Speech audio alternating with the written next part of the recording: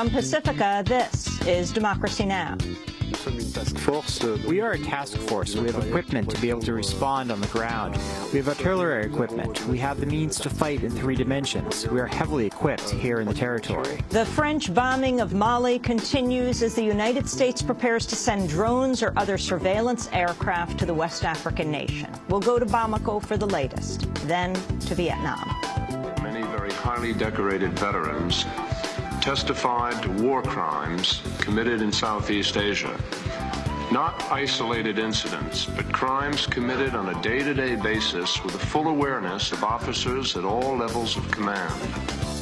As President Obama nominates Vietnam veterans John Kerry and Chuck Hagel to cabinet posts, we'll speak with Nick Turse, author of an explosive new book, Kill Anything That Moves, The Real American War in Vietnam. All that and more coming up. Welcome to Democracy Now!, democracynow.org, The War and Peace Report. I'm Amy Goodman. President Obama is preparing to unveil a comprehensive plan to address gun violence that's expected to include legislation tightening background checks on potential gun buyers, as well as 19 separate actions Obama could take using executive power. At a news conference Monday, Obama confirmed he would support proposals for a new assault weapons ban. He said a task force led by Vice President Joe Biden had presented him with a list of, quote, common-sense steps to prevent shootings like the one at Sandy Hook Elementary School. Obama also alluded to potential resistance from opponents of gun control. Part of the challenge that we confront is that even the slightest hint of some sensible, responsible legislation in this area fans this notion that somehow here it comes and that everybody's guns are going to be taken away. It's unfortunate, but that's the case. And if you look at over the first 4 years of my administration, we've tried to tighten up and enforce some of the laws that were already on the books. But it'd be pretty hard to argue that somehow gun owners have had their rights infringed. A new poll, meanwhile, shows support for gun control measures is on the rise. An ABC News Washington Post survey found 54% of Americans are in favor of stricter gun control laws in general, the highest in 5 years. Nearly 60% support a ban on high-capacity ammunition clips. Yet, amidst the push for greater gun control, many across the country are reportedly rushing to buy guns and ammunition before any potential restrictions kick in. An analysis by an industry trade group found December set a record for the number of criminal background checks often conducted before gun sales, suggesting a massive spike in purchases. Lawmakers in New York have reached an agreement with Governor Andrew Cuomo to pass what's being hailed as the toughest gun control law in the United States, and the first since the massacre in Newtown. Assembly members are expected to vote on the legislative package today after it passed the New York Senate late Monday. The proposal would expand New York's ban on assault weapons and authorize law enforcement to confiscate guns from mental health patients if a professional reports they're likely to hurt themselves or others. On Monday, the Newtown Massacre's 1-month anniversary, a group of parents of Newtown victims and surviving students unveiled a new initiative to tackle gun violence and mental illness in the United States.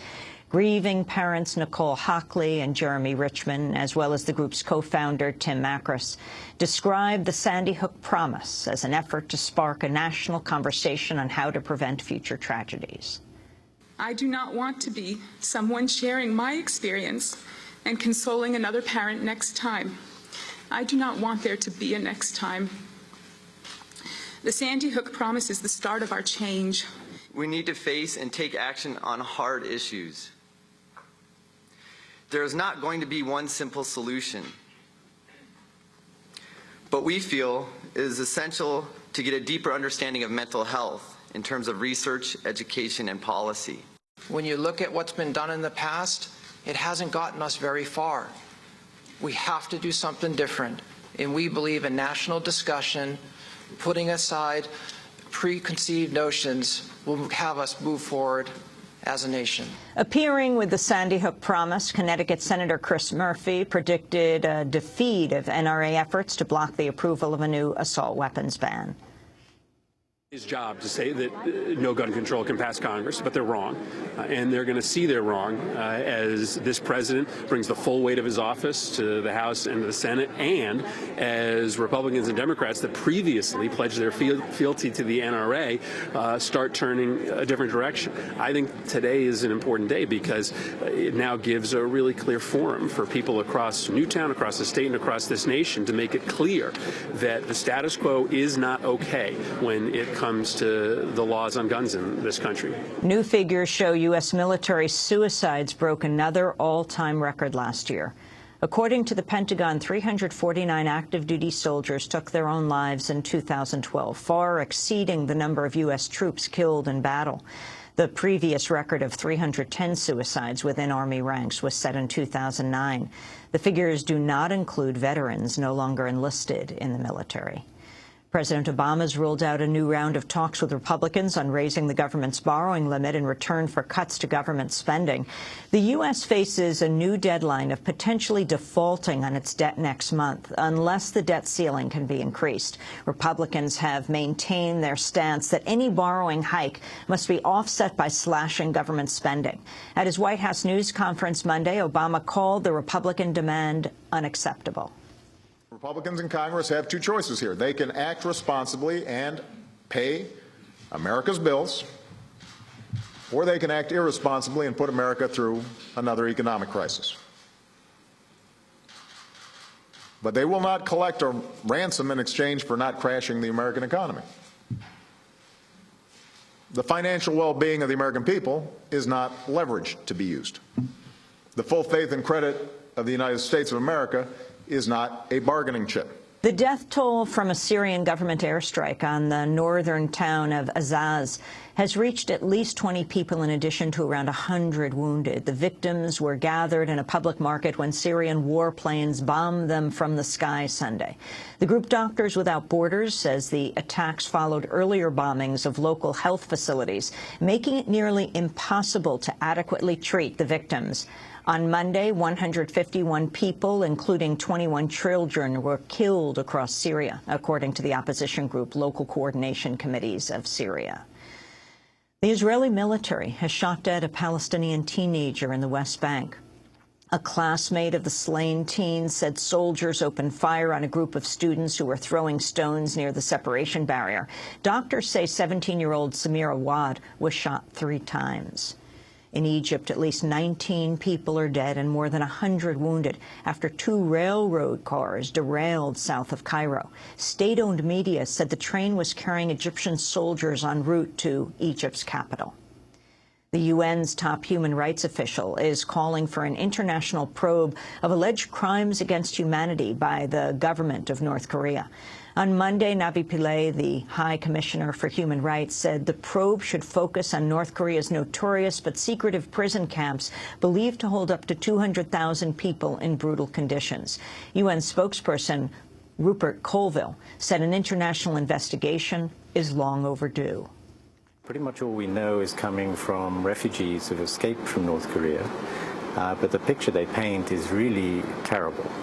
You're talking about a situation that has no parallel anywhere else in the world. The allegations of what's taking place in North Korea, especially in this prison camp system, are really of enormous gravity and could in some cases amount to crimes against humanity. Democratic Senator Ron Wyden has asked CIA nominee and White House counterterrorism advisor John Brennan to explain the administration's legal basis for targeting U.S. citizens overseas. On Monday, Senator Wyden released a letter to Brennan ahead of Brennan's confirmation hearings to head the CIA. Wyden wrote, quote, "For the executive branch to claim that intelligence agencies have the authority to knowingly kill American citizens but refuse to provide Congress with any and all legal opinions that explain this authority represents an alarming and indefensible assertion of executive prerogative," he wrote. Brennan has reportedly overseen the Obama administration's targeted assassination program known as the Disposition Matrix during his White House stint and could likely continue that role at the helm of the CIA. Secretary of Homeland Security Janet Napolitano will remain in her post for Obama's second term, according to White House officials. Napolitano, who's previously served as Arizona governor, has been criticized by immigrant rights advocates for presiding over a record number of deportations in the 2012 fiscal year. In a statement, a representative from the National Day Laborer Organizing Network said, quote, ICE is a rogue agency and Secretary Napolitano has failed to rein it in during her tenure at DHS. The news Napolitano is staying on comes as the Obama administration is said to be preparing to unveil a new push for immigration reform in the coming months. Federal prosecutors have dropped the charges against computer programmer and cyber activist Aaron Swartz, following his suicide on Friday at the age of 26. In an email to the Boston Globe, his attorney wrote the dismissal was, quote, too little, too late, saying it, quote, would have been welcome this time last week. Aaron Swartz was facing up to 35 years in prison for sneaking into the Massachusetts Institute of Technology and downloading millions of articles provided by the nonprofit research service JSTOR. His family says prosecutors are partially to blame for his death.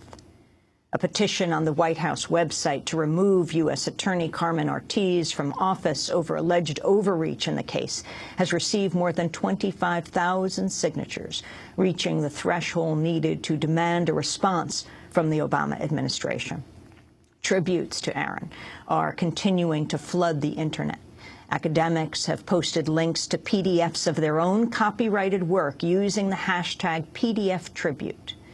The group Anonymous hacked the MIT website and posted a statement calling the prosecution, quote, a grotesque miscarriage of justice, a distorted and perverse shadow of the justice that Aaron died fighting for, unquote. Meanwhile, a lawyer who represented Aaron Swartz on hacking charges said he told federal prosecutors a year ago that Swartz was a risk of suicide. Attorney Andrew Good told the Associated Press, quote, their response was, put him in jail, he'll be safe there. To see our Monday show about Aaron Swartz, featuring his own speech and the commentary of his longtime friend and mentor, Harvard law professor Larry Lessig, you can go to our website at democracynow.org. Aaron Swartz will be buried today in Chicago. The Indigenous-led Idle No More movement in Canada has called a new global day of action for January 28th, following a series of events on Friday around the world.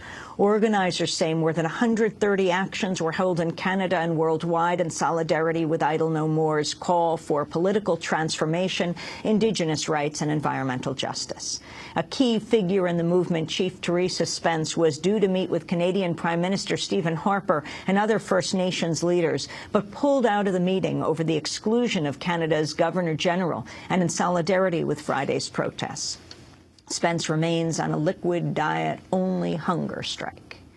The chief executive of a Tennessee-based company specializing in weapons training has had his gun permit revoked after posting a rant threatening violence should the federal government impose new gun control laws.